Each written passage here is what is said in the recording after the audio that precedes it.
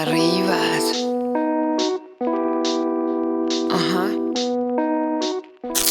Ok Italia, allora noi qua a Jesolo siamo in piena emergenza coronavirus, quindi per cui provo per la prima volta a riempire tutti e due i serbatoi.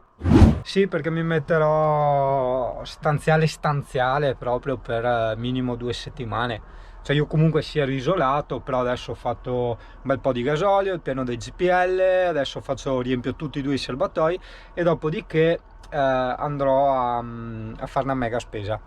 Ok, abbiamo esattamente 300 litri di acqua, il pieno di GPL, metà pieno di gasolio. Adesso vado a fare la mega spesa con 2 casse di acqua e puoi immaginare Pulmin com'è carico. Anche se sai, mi sta venendo il dubbio, perché praticamente io ho 2 serbatoi. Io da un bel po' di tempo sto riempendo quello dietro a destra, perché ho detto davanti a sinistra ho le batterie, no? Quello dietro a destra è dopo le ruote posteriori, ok? Quindi è fuori dalle ruote posteriori. Quello diciamo davanti a sinistra è davanti alle ruote posteriori. Quindi mi chiedevo, in termini di stabilità e bilanciamento del peso, se non fosse per assurdo meglio metterlo su quello davanti a sinistra, che è proprio al centro del camper, quindi non dietro al camper, hai capito? Beh dai, quando uscirà questo video, il giorno di San Casso, magari qualcuno mi saprà rispondere. Nel frattempo sarà passata anche l'epidemia, sarà passato tutto.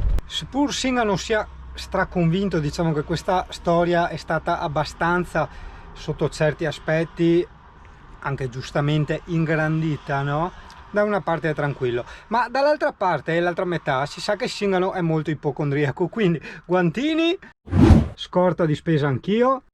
Poi vabbè, sto riempendo anche tutto quell'armadio lì, adesso di qua, il frigo è già strapieno, frigo e congelatore, tutta roba anche a lunga scadenza, insomma. E beh, poi ho ancora borsoni qua da riempire, da svuotare. Questo perché appunto mi isolerò per queste 2 o 3 settimane, quel che serve, e spero di dover andare in giro il meno possibile. Allora, le mie precauzioni ovviamente sicuramente da molto tempo prima di te, perché sai, Singano è comunque ipocondriaco, della serie sì, ci sono malattie più importanti che fanno danni, tipo non so, la polmonite fa 4 milioni di morti all'anno, però dici comunque, anche se questa è infinitamente più piccola e tutto quello che vuoi, comunque Singano previene anche le più piccole stronzate, e quindi do il massimo di me stesso per appunto non stare vicino agli altri, lavarsi spesso le mani, eccetera eccetera eccetera.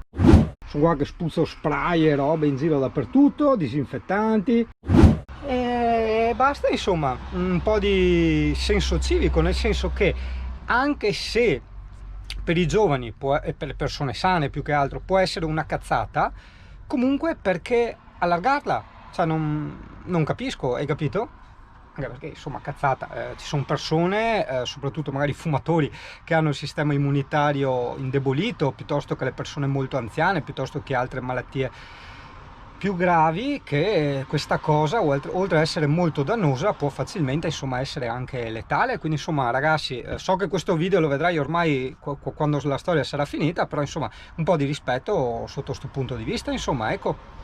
Questa è una cosa che su Facebook molti purtroppo non gli più un cazzo di quello che gadita Singano, perché come vedi appunto sono stato uno dei primi a isolarsi, prendo tutte le precauzioni e tutto quanto, lo consiglio anche agli altri, però ciò dovrebbe inibire anche il mio ragionare, il mio pensiero. Cioè, nel senso, pensare che comunque è una cosa molto ingrandita che sta rovinando l'economia e tutto quanto, cioè, non lo so, è un po' esagerato, un po' da sciocchini. È da sciocchini perché, ripeto per l'ennesima volta, contemporaneamente sto prendendo tutte le precauzioni, anzi, molte di più di quelle che si dovrebbero prendere, quindi nulla da ridire, voglio dire. Quindi, come puoi vedere, sto passando un po' tutti i prodotti e comunque, una volta riposti dentro lo scaffale, quello che vuoi, la credenza, via un'altra passata generale, e non si sa mai, no? Così ho la roba pulita. E sempre vista l'emergenza, il mio ripiano, vedi, informatico, no? Che manca ancora tutte le mensole, ok, però quell'armadio che io dedicavo alle mie cose informatiche l'ho ridimensionato, ricompattato per far spazio ad altri 2 ripiani di roba da mangiare, insomma, ecco. E fu così che decisi di fare un giretto in bici.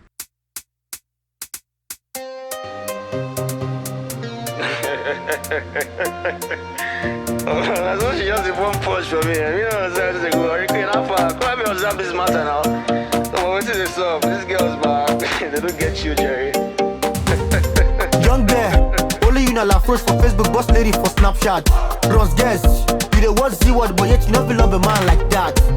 All your beers send about the post, fake bad you the carry and you the boss. How much for a night? Now just 50k. Your puna get gold, you my head you the carry na 250k. You fit take and buy gold. Ha, yeah. Only iPhone 10, at the iPhone car, you be queer. Mamma mia ragazzi, certo che con questo discorso, no, della paura delle infezioni, così il mio campo non è mai stato così pulito e profumato, cioè è una roba incredibile veramente, che poi sai Singano è anche tanto ipocondriaco, cioè Singano ha aperto le news, no, perché doveva testare l'app delle news, no, di Windows 10 e leggi coronavirus di qua, di là, eccetera, eccetera. Io mi sono sentito veramente la febbre, cioè sentivo proprio la febbre, poi mi tocco la fronte e dico, ah no, ok, è freddo, ok, sì, non è caldo da febbre, ho detto, ah bene, ok, torniamo in qua. E un'altra volta è successo, no, che c'era un caldo bestia, una su Facebook aveva scritto tipo peggiorerà, e là, Singano, ambulanza, attacco di panico pesantissimo, cioè, puoi immaginare, quindi sì. Devo anche in certe circostanze tagliare un attimo i ponti per vivere bene. Questo vale per tutti, sai, se ci pensi bene. Però in particolar modo agli ipocondriaci o alle persone in generale facilmente condizionabili.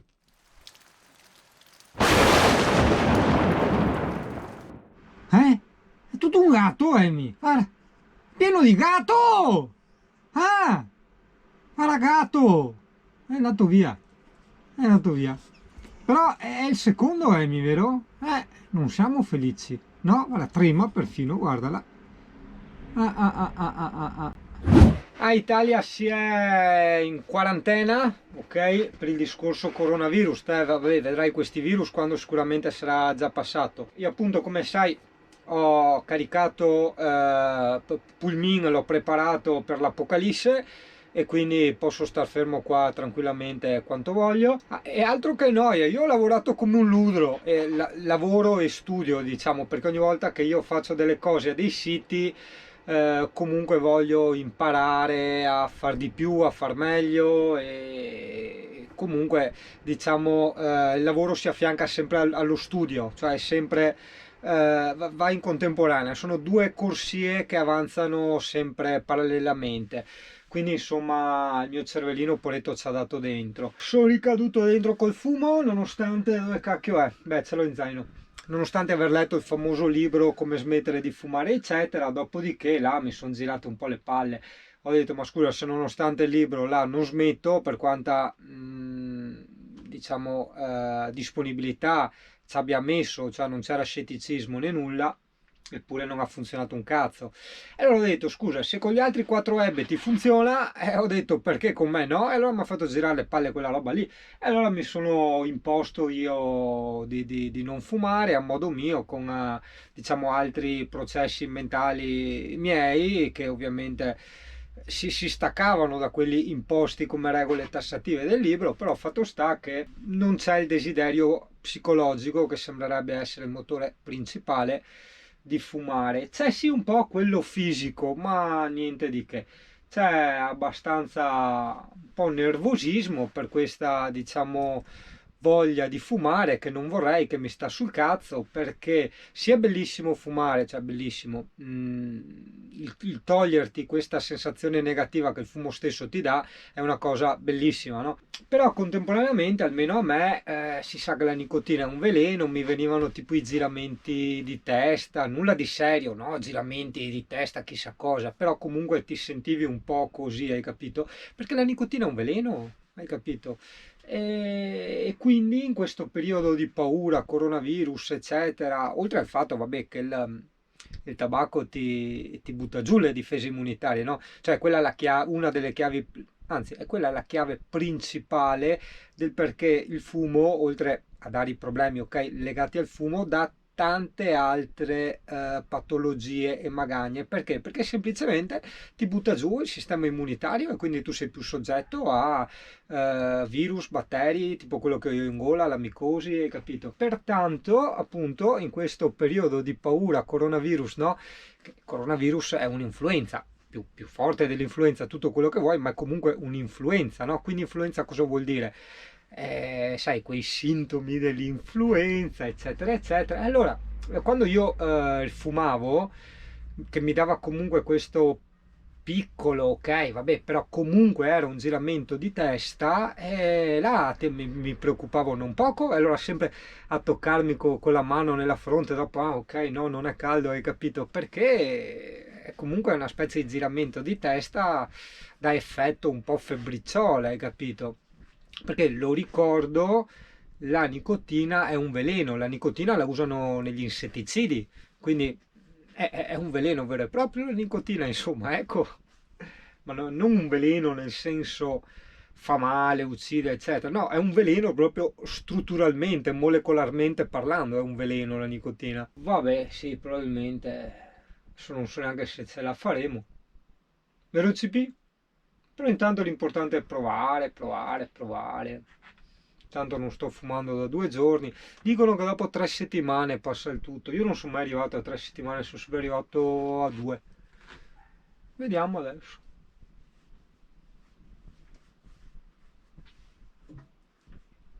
Beh, anche per un discorso appunto per restare un po' più sull'attualità, è inutile che ti barichi in casa, ti barichi in camper, fai le scorte di roba da mangiare, non vai in giro, eccetera, se dopo fumi. Cioè hai le difese immunitarie scarsissime, quindi non so, basta che magari sei di cammino, passa uno che fa footing e sai che lascia il respiro, eccetera, perché sai che il coronavirus resta, come anche altre influenze, ovviamente non solo lui, resta nell'aria per, oddio, era bello magari dirti anche quanti secondi, mi sembra di ricordare 30, ma non ci metterei la mano nel fuoco. C'è un tot di secondi nei quali lui resta attivo nell'aria, ok?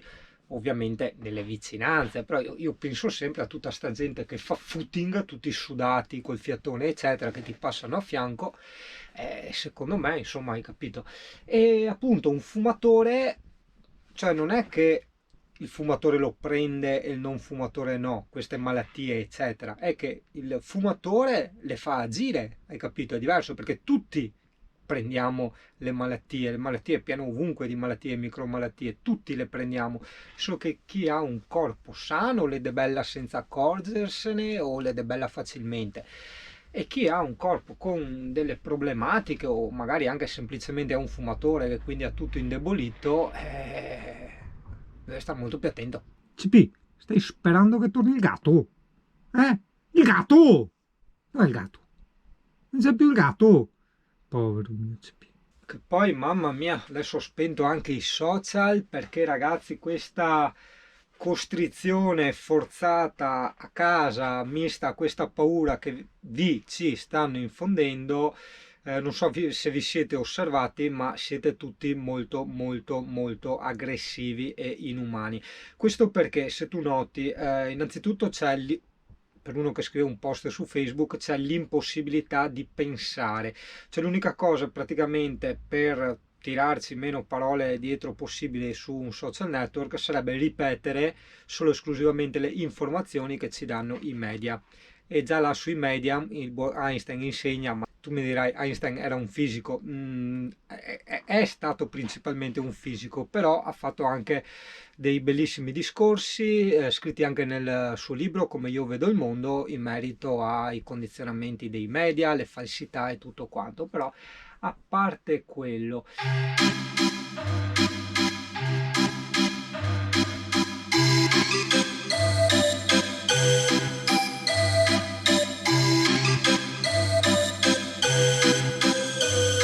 diciamo che quando uno vedo, soprattutto in questi periodi, in queste situazioni, scrive una qualsiasi cosa su Facebook, tipo adesso del coronavirus, qualsiasi cosa tu scrivi, allora se tipo non so, arrivano gli americani, faccio un esempio, se tu scrivi è normale, e allora vieni attaccato, cioè è normale, sono delle esercitazioni, vieni attaccato da un sacco di gente perché ti dicono sei rincoglionito, vedrai poi cosa ti succede, eccetera, eccetera, eccetera, eccetera. Se nel contempo dici no, vengono qui a attaccarci, no, dici ma chissà perché vengono qua, non è che c'è un qualcosa sotto, eccetera. Queste sono solo ipotesi, per farti l'esempio di come funziona sotto. E là hai comunque gente che ti attacca e anche là ti dice ma sei un rincoglionito, un complottista e qua e là. Quindi in questa situazione quello che volevo dirti e farti capire con questo esempio è che qualsiasi cosa tu dici, tu verrai comunque attaccato o a destra o a sinistra. Un po' come quella bella canzone, no? Che diceva qualunque cosa fai, ovunque te ne andrai, sempre il pietre in faccia prenderai, no? Ti ricordi? Se sei così ti tirano le pietre, se sei colà ti tirano le pietre.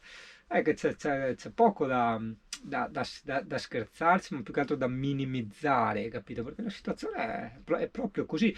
Quindi tanta gente, tipo me, si rifiuta di dare una mano al collettivo fornendo la propria intellettualità, ossia il proprio ragionare indipendente della serie. Succede un qualcosa, arriva gli americani, arriva il virus, che cacchio ne so, una qualsiasi cosa. Io, individuo pensante, do la mia interpretazione, che ovviamente non deve essere legge, ovviamente, però è una mia interpretazione, ossia una mia ipotesi. Cosa col condizionale potrebbe essere questa cosa col condizionale potrebbe fare, hai capito? Quindi metto nel tavolino, ok, nella lavagna delle soluzioni, nella lavagna risultato, tipo quella che hanno i detective, no? Quando ricercano le persone, delle varie ipotesi. Se tu ti scosti da tutto ciò che ti dà col biberon i media, allora là sei un complottista. Se invece ti avvicini a quello che dicono i media, là sei un rincoglionito, e se dici la tua rischi di prenderla veramente da tutte e due le parti, sia da quelli che difendono il biberon che da quelli complottisti. E quindi niente, Italia, diciamo, ho messo in quarantena il Facebook, metterò solo i video adesso sul gruppo delle puntine, che condivido il link, perché veramente no. Ma anche poi tra l'altro una cosa che poi anche mi dispiace, quando io scrivo una cosa e la gente capisce pan per polenta, tipo ad esempio se dico mi bevo una bella tisana calda, anche se magari è lì delle proprietà del limone spremuto che gli metto dentro, e nei commenti magari, questo ovviamente è un esempio puramente inventato, ma proprio per farti capire la struttura logica che ci sta sotto, no? E nei commenti magari arriva uno che mi salta addosso, ma cosa c'entra il coronavirus, lo prendi lo stesso anche se ingerisci qualcosa di caldo. Che cazzo ha parlato del coronavirus e che cazzo c'entra che io stavo parlando della mia tisana, del mio limone? Cioè capisci, vedo che tante cose, tante risposte che io stavo dando su Facebook ricevevo, a parte attacchi, ma che non c'entravano un cazzo con quello che dicevo io. È un po' come dire oggi peso 50 kg, no bugiardo sei di colore rosa, che cazzo c'entra, sto parlando di chili, tu mi parli di colori, cioè siamo arrivati, io veramente mi sono spaventato tantissimo di questa cosa, ho detto porca puttana, cioè se parlo arabo a casaccio rischio veramente di essere capito di più, e quindi ho detto no, tagliamo un attimo i ponti, i canali in questo periodo di estremo delirio e rimaniamo da soli, insomma viviamo la propria vita serenamente e il fegato ringrazia. Benvenuto Italia nella mia vita a spezzoni. Niente, sto cambiando le lenzuola. E no, non è solo quello. L'ho combinata grossa praticamente oggi. Era 2 giorni che non fumavo, no? E niente, mi chiama l'Alessia. Alza un po' il tono di voce, ma non è che ha alzato il tono di voce, che quando tu sei in astinenza da nicotina sei iperirritabile, capito? E quindi una persona che magari ti parla col tono un po' più alto ti manda in bestia. Io ho preso il telefonino, l'ho scaraventato per terra, ho fatto un buco sul pavimento, cazzo. Sarà 3 mm di buco, cazzo. Porca miseria, pensavo fosse più robusto. E niente, poi giramenti di testa, che poi ho approfondito, ti racconto meglio, e niente, un inizio di un attacco di panico. E allora niente, sono corso a comprarmi il tabacco. Ho fumato una cicca, pochino meglio, ho fumato la seconda, è sparito tutto completamente. In questo periodo Tu sai che adesso cosa siamo? Tipo 10 marzo, una roba del genere, siamo in piena emergenza coronavirus, quindi io sono qua isolato tra il camper e la casa della Alessia, sono parcheggiato fuori da lei proprio. Quindi quando tu hai questi giramenti di testa dici cazzo, l'influenza eccetera, ti tocchi di continuo la fronte, no? Vai in panico, no? Giustamente con tutto quello che ci bombardano in televisione, nei social eccetera, la psicosi ti viene, anche se non vuoi, giustificata per carità, però è pur sempre comunque una psicosi, indipendentemente dal fatto che sia giustificata o no, attenzione. Ritornando al discorso che ti avevo anticipato, ho un attimo approfondito il discorso dei giramenti di testa quando si smette di fumare, perché effettivamente purtroppo le sigarette ti cambiano la gestione, diciamo, dell'insulina, quindi togliendo la nicotina potresti avere quel calo di zuccheri, diciamo, risolvibile mangiando della frutta o bevendo un succo di frutta. Certo, sconsigliano vivamente di assumere zuccheri raffinati, no? Quindi zucchero bianco, i dolciumi, per capirci, le merendine, quelle cose là.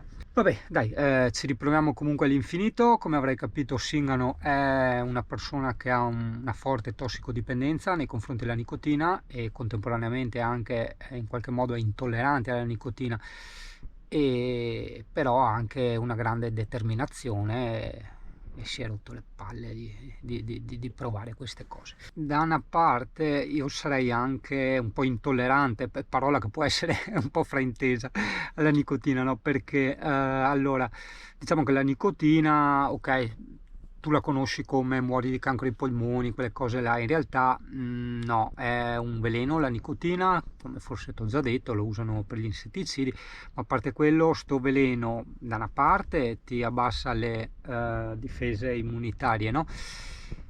E rendendoti soggetto a tante magagne o a prenderti tutte le malattie di stagione e quant'altro, no? E dall'altra però, appunto, essendo un veleno, ti può causare in certe situazioni soprattutto delle microvertigini. Sai che io accennavo spesso, per carità è vero che il mio problema erano anche i cervicali, però quei giramenti di testa, microvertigini, quando io provavo a spiegarti che c'è una diversa interpretazione della realtà da parte del cervello, è vero, cioè non che quando fumi sei sotto droga, per carità, no, però cioè veramente quando smetto di fumare dopo un giorno o due vedo tutto diverso. Sarà che arriva molto più ossigeno al cervello, non lo so, però veramente percepisco la realtà diversamente. È un po' come passare da un sistema, no, di realtà virtuale con la grafica ultra dettagliata, realistico e tutto quello che vuoi, e la realtà vera e propria. Cioè è difficile da spiegare, Cioè se sei fumatore magari queste cose le puoi anche capire e intuire, altrimenti no, è difficile da spiegare. Però vabbè, ci ho provato. E oltre a provarci a spiegarti, niente, riprovo adesso a rismettere di fumare. Il tabacco è nel gavone, perché mi seccava buttarlo, perché cioè no, è vero, è sbagliato, bisognerebbe tagliare, però cosa succede? Se io dico taglio e poi non ce la faccio e cedo perché succede una roba tipo quella di oggi, cosa faccio? Vado in tabacchino e compro pacchetti di continuo, quindi lo metto in un luogo inaccessibile, tra virgolette, cioè che ha la stessa inaccessibilità rispetto a quella del tabacchino, ossia di fare la strada fino ad andare in tabacchino, hai capito? Quindi è così, insomma, dai. Sì, non nascondo che quando accadono queste cose ti demoralizzi, perché dici porca puttana, ma come faccio a non farcela, hai capito? Perché effettivamente io anche, probabilmente è stata, sì, questa somma di cose, perché psicologicamente adesso non mi ricordo ed è un peccato, pensa che volevo addirittura scrivermelo, qual è stato il mio processo mentale che mi aveva portato proprio a stancarmi del fumo, no?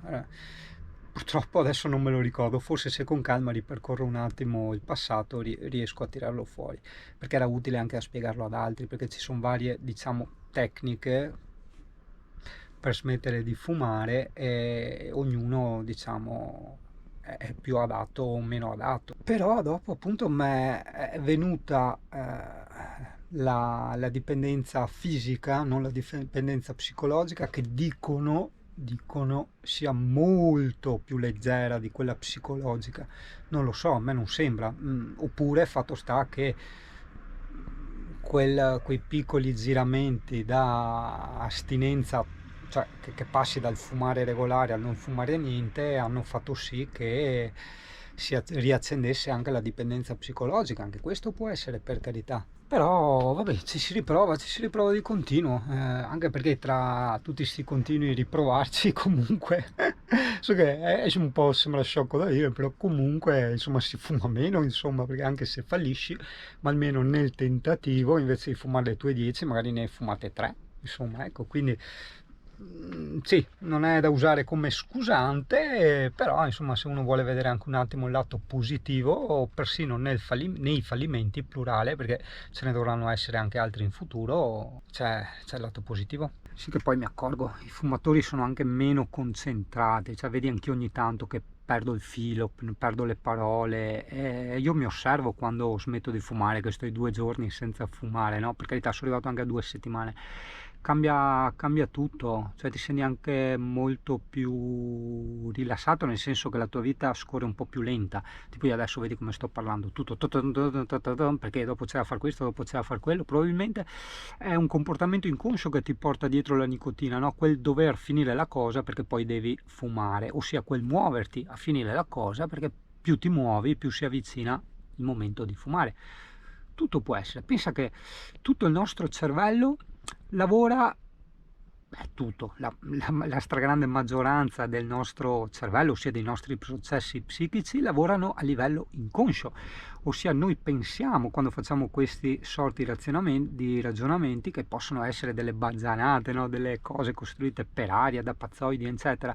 In realtà se vai ad analizzare gli studi di certi psicologi, soprattutto quando lavoravano sotto ipnosi con certi pazienti, tipo, non so, ti cito Jung, no? Vedi che il cervello, scoprirai che il cervello, anche di persone, passami il termine, semplici, in realtà è in grado, a livello inconscio, di creare dei calcoli e dei ragionamenti veramente estremamente complessi, e quindi capisci che tutto quello che poi noi diciamo, facciamo e pensiamo una volta svegli, ossia quando cerchiamo di pensare, quando siamo convinti che stiamo gestendo il pensiero, quella è la parte razionale, che altro non è che la superficie, la crosticina della parte subconscia, ossia la parte nascosta, ossia quella che c'è, che lavora, ma di cui tu non ti accorgi i processi che fa, non ti accorgi che lavora, perché tu sei impegnato a fare altro nel contempo, no? Un po' come, sì, beh, quello che hanno fatto anche con la dipendenza delle sigarette, lo leggevo nel libro, ok, non è farina del mio sacco quella delle sigarette, però concordo pienamente, insomma, tutti questi tam tam a livello subconscio, no, delle sigarette hanno fatto sì che ci sia stata una grande sponsorizzazione, una grande pubblicità del fumare, perché non è che ti appariva la pubblicità che ti diceva chiaro e tondo, no, fuma che fa bene, fuma che bello, eccetera eccetera, fuma le Marlboro, fuma le Camel. Beh sì, quelle delle Camel c'era una volta, anzi una volta addirittura dicevano sempre più dottori consigliano di fumare le Camel, pensa. Però ti vedevi questi personaggi famosi, no, i fighi che avevano sempre in bocca la sigaretta, che provavano piacere, no, perché l'idea che ci è stata passata dalla società, ossia da questo tutto martellare, da questo tam tam nell'inconscio, è stato che la sigaretta genera piacere e che chi non fuma della serie non sa cosa si perde, ossia si perde comunque un qualcosa, hai capito? E ce ne sarebbe da parlare sui tam tam mediatici, sulle pubblicità, perché vedi, è una cosa strana, perché ad esempio se vai a vedere le vecchie pubblicità, no? Quelle che inneggiavano al razzismo, al femminismo, oppure anche al fumare, addirittura c'era una che diceva che il burro scioglieva il sangue, c'era consigliato, cioè proprio il burro che ti ostruisce le arterie, ti causa gli ictus, che è una delle cose peggiori. Però vedi, la pubblicità ti diceva così, idem il discorso che facevamo delle Camel, no? Però quello che è preoccupante è che sì, da una parte, ok, al giorno d'oggi abbiamo i complottisti, o ossia quelli che vedono proprio il nero, che per carità da una parte può anche essere, però loro dicono è nero pur non avendo nessuna fondatezza sui fatti. Vabbè, insomma. è sempre meglio vedere nero che tutto bianco, sai, secondo me, quindi non direi neanche più di tanto sui complottisti. Però ci siamo dimenticati che se per millenni la storia, no, che ci ha insegnato, ma ancora fin dai tempi del Medioevo fino a poi agli antichi romani, greci e quant'altro, no? La politica, no? Dove c'erano tutti quei sotterfugi, tutti quel controllo del popolo, quel divide et impera, no? È andato avanti per anni, no? E cosa dice a te che ora non va più avanti così? Magari in altre forme, magari in modo un po' più astuto, magari in modo un po' più machiavellico, nascosto, però chi ti dice a te che ora sono tutti limpidi, onesti? Cioè non tanto prendi in mano la politica, ma non tanto i politici, ma il sistema politico. Ho parlato della politica e potevano essere mille altre cose, ma anche la Chiesa mi piace sempre tirare in ballo, perché scusa, fino a poche centinaia d'anni fa torturavano, impalavano, uccidevano migliaia e migliaia di persone, no? E oggi tutti belli e buoni, no? Cioè fino a poco tempo fa era una forza politica, no? Hai capito? La Chiesa. E adesso come mai? Ti chiederai, no? Come mai? Perché vedi, i grandi mali accadono quando nascono piano piano. Questo vale per tutto, no? Quindi non infossarti se Singano parla della Chiesa, parla dell'alimentazione, parla della politica, non c'entra un cazzo. Quello che Singano vuole trasmetterti è il sillogismo di pensiero, ossia la formula Chiesa, politica, alimentazione sono solo dei dati, non servono a niente. E insomma te lo spiego il discorso della Chiesa come di tante altre cose. Allora tu sai che la società, da che mondo è mondo, è un continuo evolversi, un continuo cambiamento di pensieri e di percezioni e di morali anche. Quindi, secondo te, poteva mai la Chiesa, con le sue inquisizioni, con le sue guerre, con il suo potere economico e politico, sopravvivere tale e quale a com'era centinaia di anni fa nel giorno d'oggi, nel 2020? Assolutamente no. Quindi ogni cosa dotata di spirito intelligente, e per intelligente non significa che sia buono o cattivo, significa semplicemente che si adatta alle circostanze, si è adattata pian piano a queste nuove acquisizioni di morali, di percezioni del giusto e sbagliato che ha iniziato a avere il popolo. Vai tranquillo che ancora un bel po' di anni sarà normalissimo, tipo i matrimoni fra persone omosessuali, che per carità a me non cambia assolutamente niente, quindi io non sono né pro né contro, cioè per me vogliono farlo, che cazzo se ne frega, cioè, non ha senso per me, non ha il minimo senso, voglio dire, perché? Perché a me non recano alcun danno. E però dalla Chiesa oggi è visto ancora come un tabù. Qualche centinaio d'anni fa era visto come un qualcosa di demoniaco. Stai attento nel futuro. Beh, magari te non ci arriverai, ma se magari questo video sopravviverà, mi racconterete dal futuro.